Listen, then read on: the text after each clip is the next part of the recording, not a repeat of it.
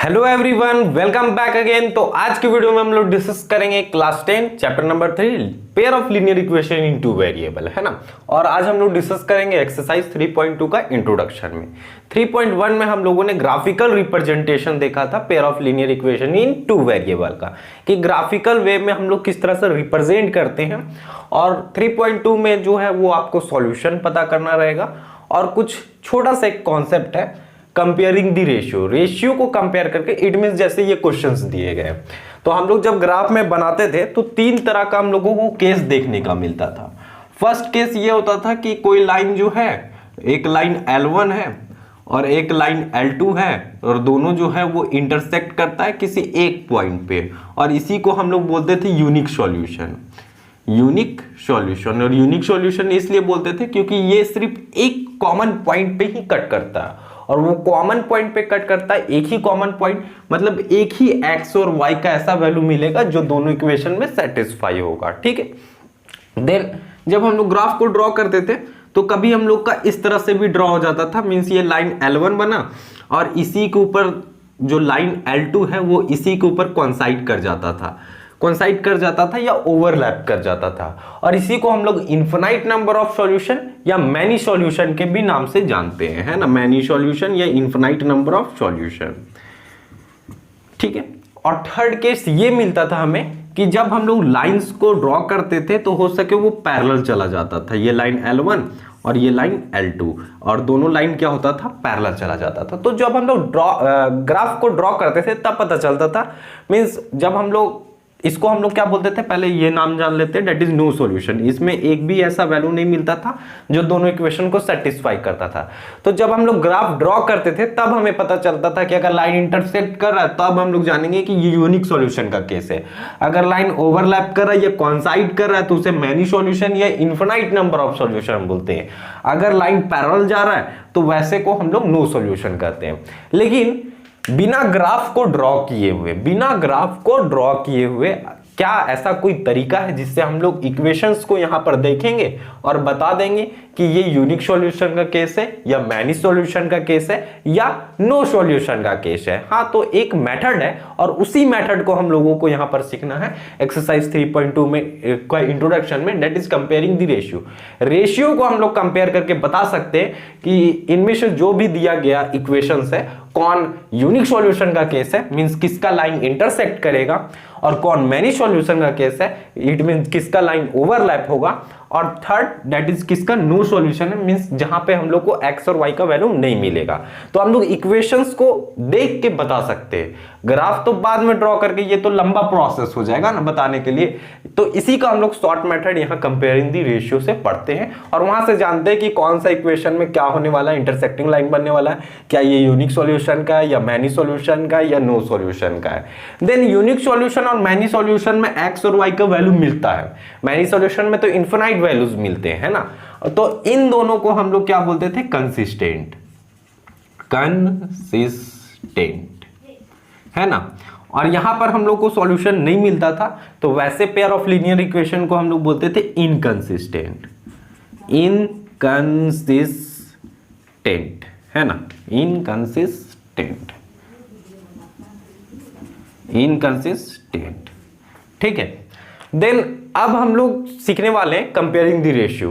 तो pair of linear equation in two variable का किस तरह का जनरल फॉर्म था, तो जनरल फॉर्म ये था a1x plus b1y plus c1 is equal to 0 और a2x plus b2y plus c2 is equal to 0। ये हमारा pair of linear equation in two variable का जनरल फॉर्म था।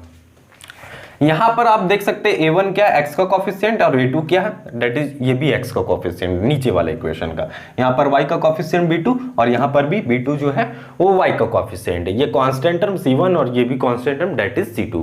तो सबसे पहले जो हमें दिए गए रहेंगे pair of linear equation in two variable, सबसे पहले हम लोगों को इस फॉर्म में लाना पड़ेगा। इस फॉर्म में मतलब कांस्टेंट कभी कभी इधर रहता है तो कांस्टेंट को उठा के आपको इधर लाना पड़ेगा, जनरल फॉर्म में लाना पड़ेगा। देन हम लोगों को यह बताया गया कि अगर a1/a2 का रेशियो लेते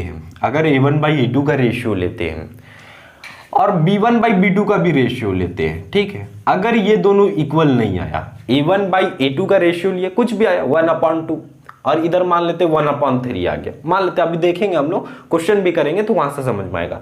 तो इन दोनों का अगर रेशियो सेम नहीं आता है तो हम लोग को ये बताया गया कि अगर रेशियो सेम नहीं आएगा, a1/a2 और b1/b2 का रेशियो सेम नहीं आएगा, तो वैसे केस को हम लोग क्या बोलते हैं, unique solution. Unique solution, unique solution.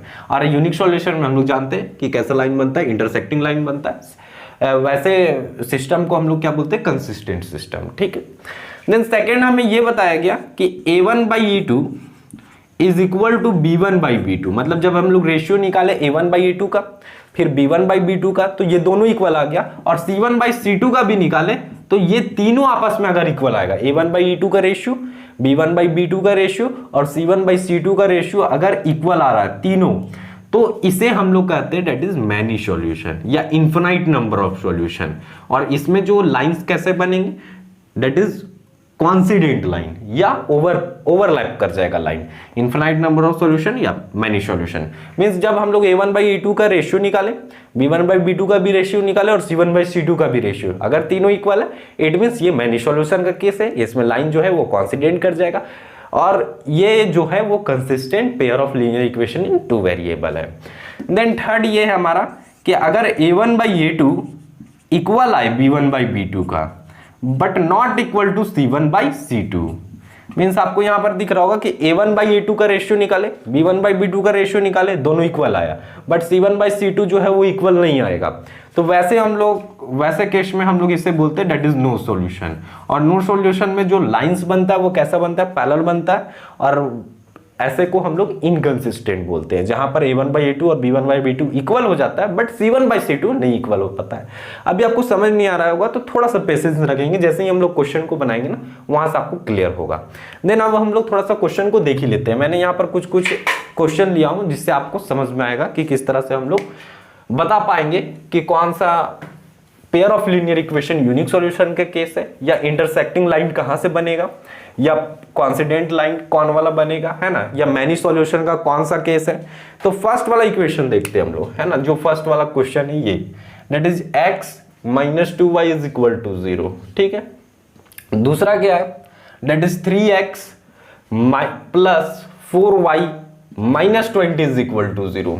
तो सबसे पहले चेक करना है क्या ये जनरल फॉर्म के केस में आ रहा है कि नहीं, तो उसको हम लोग सबसे पहले देखेंगे। तो जनरल फॉर्म में कांस्टेंट टर्म इधर लाना है, 0 की इधर, तो इधर तो x - y और कांस्टेंट टर्म तो कुछ है ही नहीं, 0, मतलब फर्स्ट वाला ठीक है। सेकंड वाला में गए तो x है, y है, कांस्टेंट टर्म भी इधर ही है, इधर नहीं है, तो मतलब ये भी ठीक है, मतलब ये जनरल फॉर्म में है। तो सबसे पहले यहां पर आप देखो दैट इज a1 क्या है, यहां पर a1 क्या था, दैट इज x का कॉफिशिएंट, तो ऊपर वाले का x का कॉफिशिएंट कुछ नहीं है, इट मींस 1 है ना, कुछ नहीं है, इट मींस 1 है।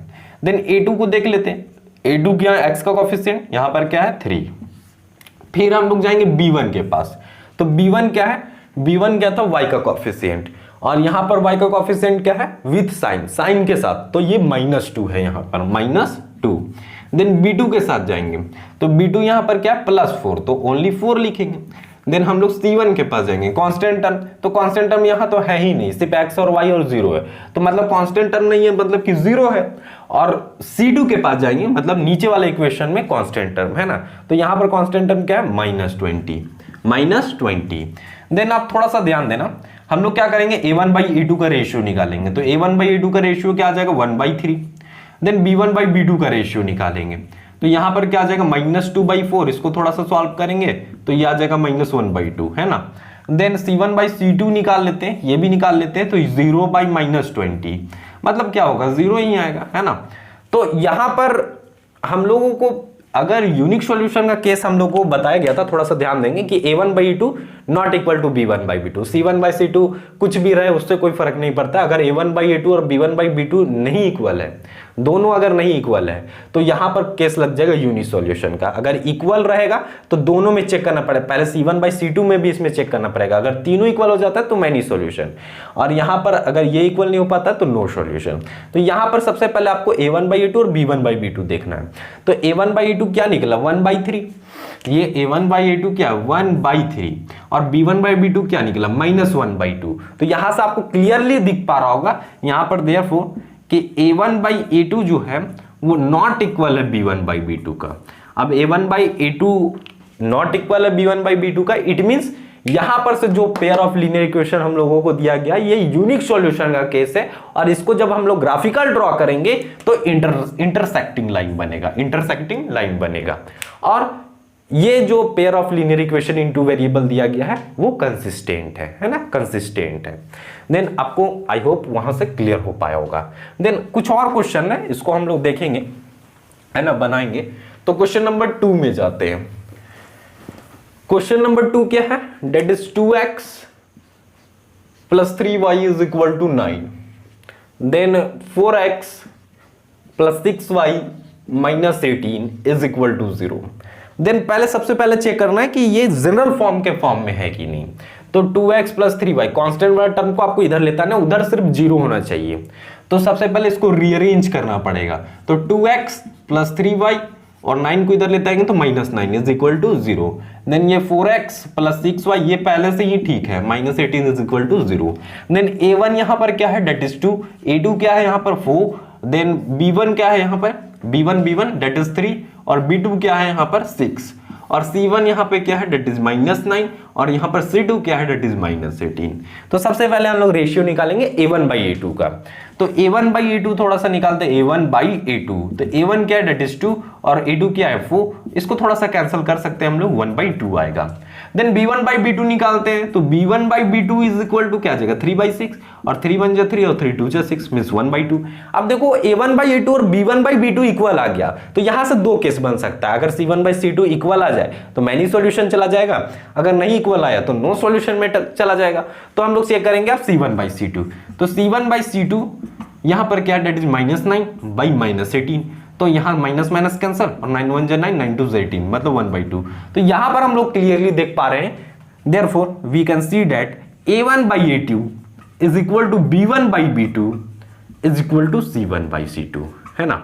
और जैसे ही ये पता चल गया कि a1 by a2, b1 by b2 और c1 by c2 तीनों इक्वल है, इट मींस ये मैनी सॉल्यूशन का केस है, ये इनफिनाइट नंबर ऑफ सॉल्यूशन का केस है। इसमें जो लाइन बनेगा वो कैसा बनेगा? दैट इज कॉन्सिडेंट लाइन बनेगा, एक के ऊपर एक ओवरलैप कर जाएगा, है ना, एक के ऊपर एक ओवरलैप कर जाएगा। और ऐसे सिस्टम को भी हम लोग कंसिस्टेंट सिस्टम बोलते हैं, ठीक है। तो क्वेश्चन में आपसे पूछा जाएगा, एक्सरसाइज 3.2 में दे दिया जाएगा, और आपसे पूछा जाएगा कि इसका लाइन कैसा बनेगा, इंटरसेक्टिंग लाइन बनेगा कि कॉन्सिडेंट लाइन बनेगा या पैरेलल लाइन बनेगा। तो हम लोग डायरेक्ट निकालेंगे, अगर ये मैनी सॉल्यूशन का केस आया तो बोल देंगे कि कैसा लाइन बनेगा, दैट इज कॉन्सिडेंट लाइन बनेगा, है ना। कभी कभी ये क्वेश्चन पूछ देगा कि ये जो given pair of linear equation दिया गया है वो कंसिस्टेंट है या इनकंसिस्टेंट है। तो कंसिस्टेंट कब आएगा? जब यूनिक सॉल्यूशन और मैनी सॉल्यूशन आएगा तो कंसिस्टेंट, नो सॉल्यूशन आया तो बोल देंगे इनकंसिस्टेंट, ठीक है। तो आई होप आपको यहां तक क्लियर हो पाया होगा। देन अब हम लोग जाते हैं क्वेश्चन नंबर 3। क्वेश्चन नंबर 3 में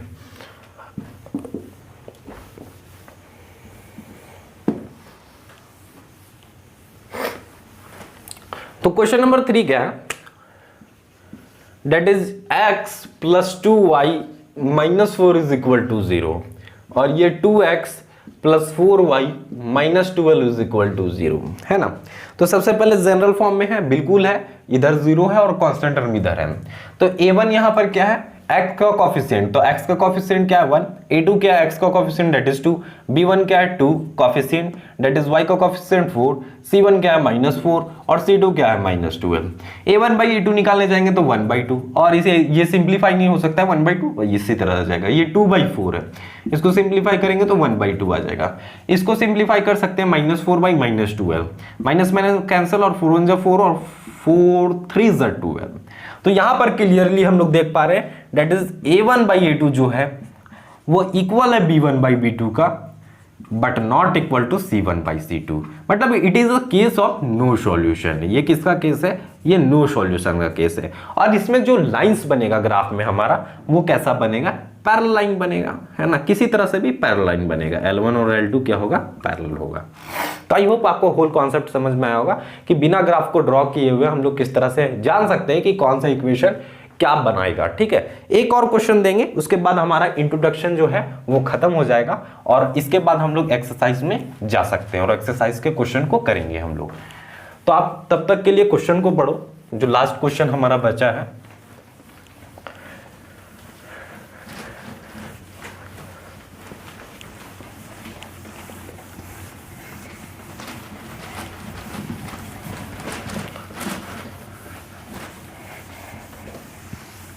क्वेश्चन क्या है, पढ़ते हैं। Check graphically whether the pair of equations is consistent. बोलता है चेक करना है, लेकिन किस तरह से चेक करना है, ग्राफिकली चेक करना है, मतलब ग्राफ इसमें ड्रॉ करना पड़ेगा। ग्राफ पेपर में आपको लाइंस को ड्रॉ करने पड़ेंगे। Check graphically whether the pair of equation is consistent. आपको पहले ग्राफिकली चेक करके बताना है कि कंसिस्टेंट है कि नहीं। तो कंसिस्टेंट है कि नहीं, उसके लिए ग्राफिकली क्या करेंगे, इन दोनों से हम लोग पहले एक टेबल बनाएंगे, छोटे छोटे टेबल बनाते हैं, उसके बाद ग्राफ को ड्रॉ करेंगे। अगर ग्राफ का लाइन इंटरसेक्टिंग बन रहा होगा, या ग्राफ का लाइन ओवरलैप बन रहा होगा, या कॉन्सिडेंट बन रहा होगा, तो ये कंसिस्टेंट का केस है। अगर ग्राफ पैरेलल बन जाएगा, ग्राफ में लाइंस अगर पैरेलल बन जाएगा, तो वो इनकंसिस्टेंट हो जाएगा, क्योंकि नो सॉल्यूशन के केस को ही हम लोग इनकंसिस्टेंट बोलते हैं। देन क्या बोलता है, if so solve is consistent, if so solve them graphically. अगर ये कंसिस्टेंट है तो आपको क्या करना है, सॉल्व करना है इसको ग्राफिकली। ग्राफिकली मतलब ग्राफ पेपर में सॉल्व करके बताना है कि एक्स और वाई का यहां पर वैल्यू क्या है। तो कर लेंगे, ये भी इजी है। तो सबसे पहले अगर ये ग्राफिकली नहीं रहता, ये क्वेश्चन ग्राफिकली नहीं रहता मान लेते हैं, तो हम लोग तुरंत चेक करके बता देते, रेशियो को कंपेयर करके ये कौन सा कंसिस्टेंट है या नहीं। तो अभी भी हम लोग चेक करके देखते हैं। a1/2 that is 1/2, a1/2 1/2, a1/a2 है ना, a1/2 that is 1/2।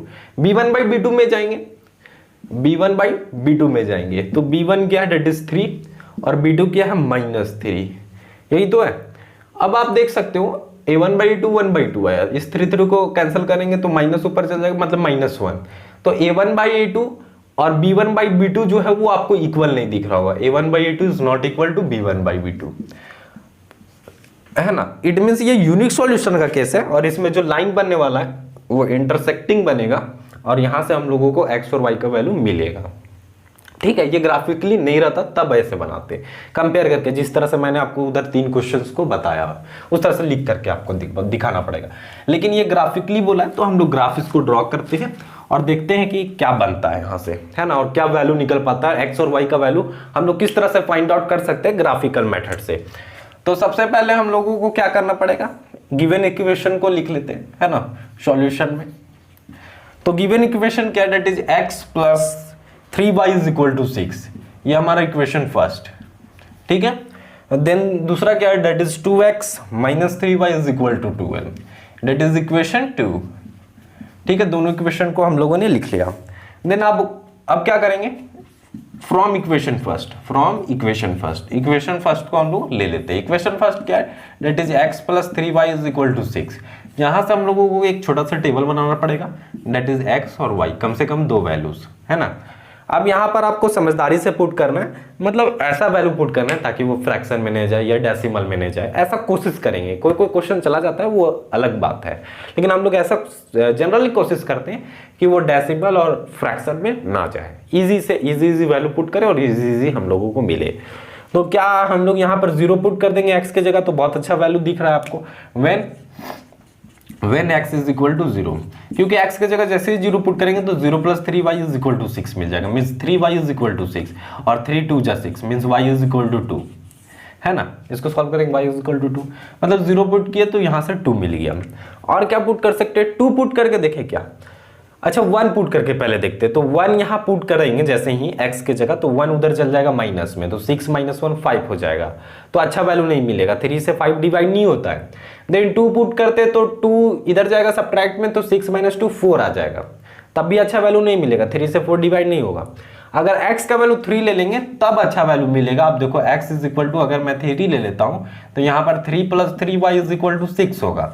Then 3y is equal to 6 minus 3 हो जाएगा, 3 को उधर लेगा, तो 3y इज इक्वल टू आपको क्या मिल जाएगा 3, देन 3 खत्म और y इज इक्वल टू 1। मतलब कि आप जब 3 पुट कर रहे हैं तो यहां से क्या मिल पा रहा है, हमें 1 मिल पा रहा है।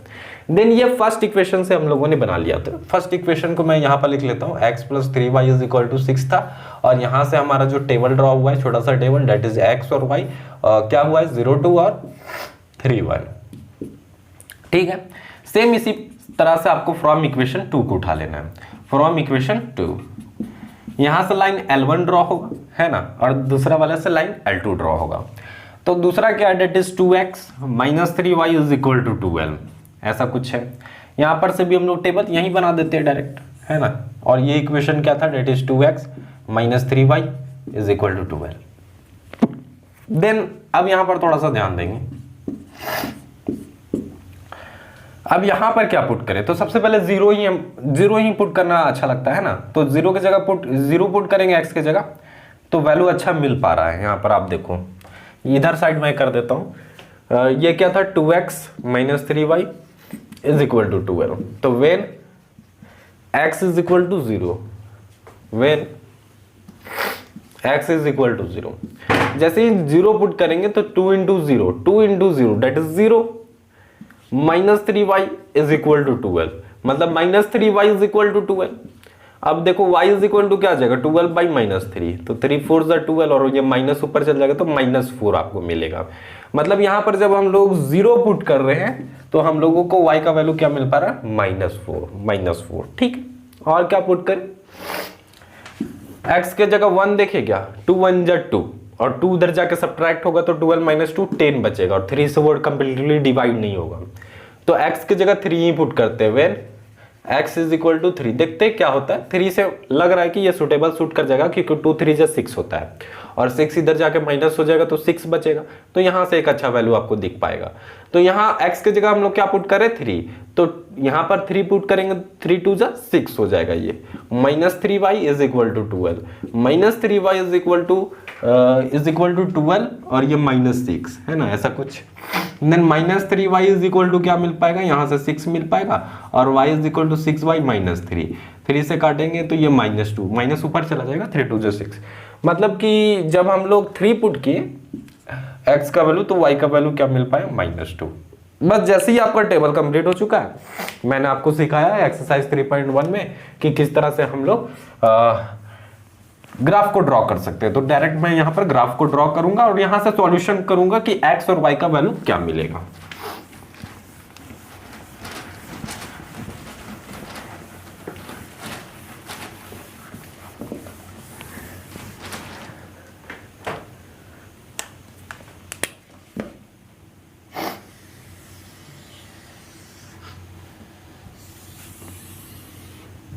ठीक है, ये हमारा x एक्सिस, x और x डैश, और इधर y axis that is y और y डैश। देन ये 0, यहाँ पे 1 2 3 4 5 6 काफ़ी है, और घटेगा तो हम लोग बना लेंगे। और इधर साइड में होगा -1 -2 -3 -4, इधर साइड में 1 2 3 4 5 और देन 6, इधर भी बना लेता हूँ -1 -2 -3 -4। देन फर्स्ट वाले टेबल को ड्रॉ करते हैं, 0 2 0 एक्स एक्सिस में 0 और वाई एक्सिस में 2, मतलब ये वाला पॉइंट। ठीक है, दूसरा क्या है 3 1 एक्स एक्सिस में 3 और वाई एक्सिस में 1, मतलब यहां पे कुछ। अब आपको दोनों पॉइंट्स दिख रहे होंगे और जैसे ही मैंने आपको बताया था कि पॉइंट्स जैसे ही दिख जाएगा हमें क्या करना है, लाइन को ड्रॉ कर लेना है ना, लाइन को ड्रॉ कर लेना है। तो सबसे पहले हम लोग यहाँ पर लाइन को ड्रॉ कर देंगे। मेरा कुछ टेढ़ा जाएगा और एग्जैक्ट नहीं जा पाएगा, है ना। आप जब बनाओगे तो आपका एग्जैक्ट आएगा जब आप ग्राफ पेपर में बनाओगे तब, और आपको ग्राफ पेपर में ही प्रैक्टिस करना है, इससे एग्जामिनेशन में भी आपका प्रैक्टिस रहेगा। ठीक है,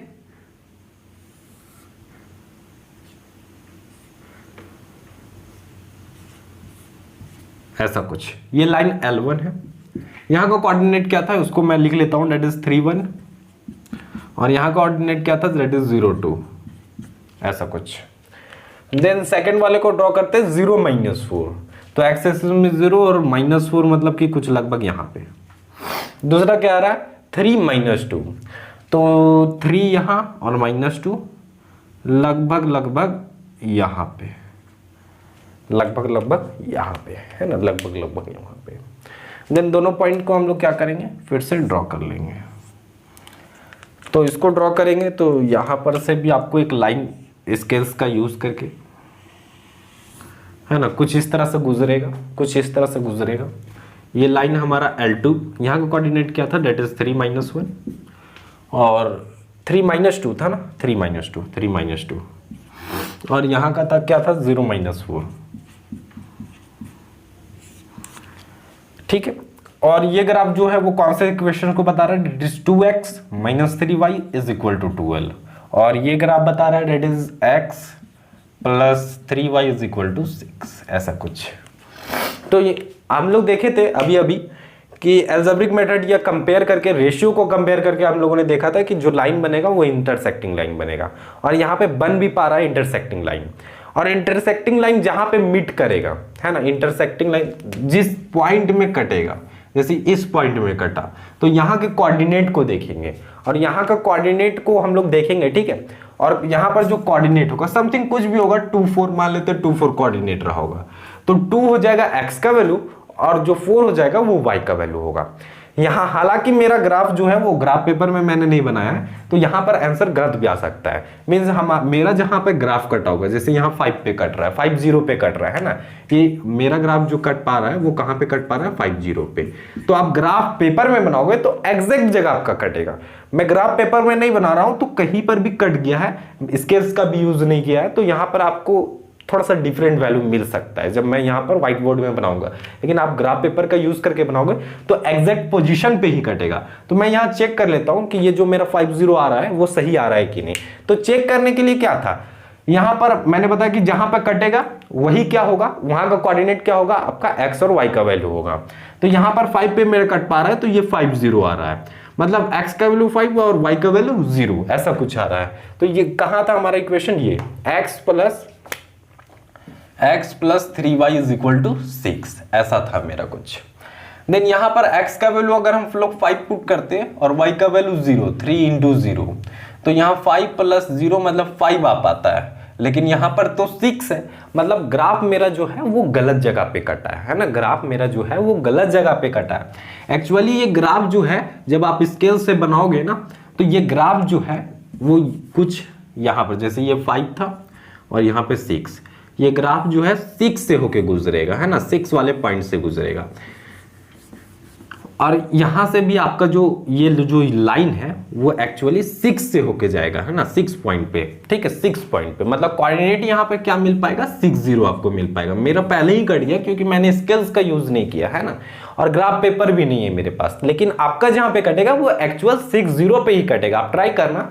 तो 60 पे अगर कटा है तो x का वैल्यू क्या होगा, 6, और y का वैल्यू क्या होगा, 0। तो यहां पर से 6 और 0 दैट इज 6 ही मिल पाएगा। LHS बराबर यहां पर RHS आ पा रहा है हमारा, मतलब फर्स्ट वाला इक्वेशन सेटिस्फाई हो गया, तो दूसरा वाला भी सेटिस्फाई होना चाहिए, है ना, तभी क्या होगा, वो सॉल्यूशन होगा। ये चेक करने का तरीका है कि जहां पे आपका पॉइंट कटा, आप उसको यहाँ पे इक्वेशंस में जो आपका इक्वेशन था ये वाला, इसमें आप पुट करो, तो ये जब आप LHS में पुट करोगे तो LHS इक्वल टू RHS आना, LHS इक्वल टू RHS आना चाहिए। ग्राफिकल मेथड आपका एग्जैक्ट जगह ही कटेगा। अब हम लोग चेक करते हैं ये वाले इक्वेशन में, दैट इज 2x मतलब 2 × 6, x का वैल्यू 6 आया, ये रहेगा हमारा x का वैल्यू और ये रहेगा हमारा y का वैल्यू। और यहां पर आप देखो -3y, y का वैल्यू यहां पर क्या आया, 0 आ पाया, इज इक्वल टू 2। तो यहां पर 2 6 12 -0 इज इक्वल टू 12, मतलब कि माइनस यहां पर 12 - 0 क्या आ जाएगा, 12। यहां पर आप देख सकते हो LHS इक्वल टू RHS आ रहा है, मतलब 60 ही वो पॉइंट है, या 60 ही क्या है, इस क्वेश्चन का सॉल्यूशन है। इट मींस x का वैल्यू 6 और y का वैल्यू 0 होगा, है ना।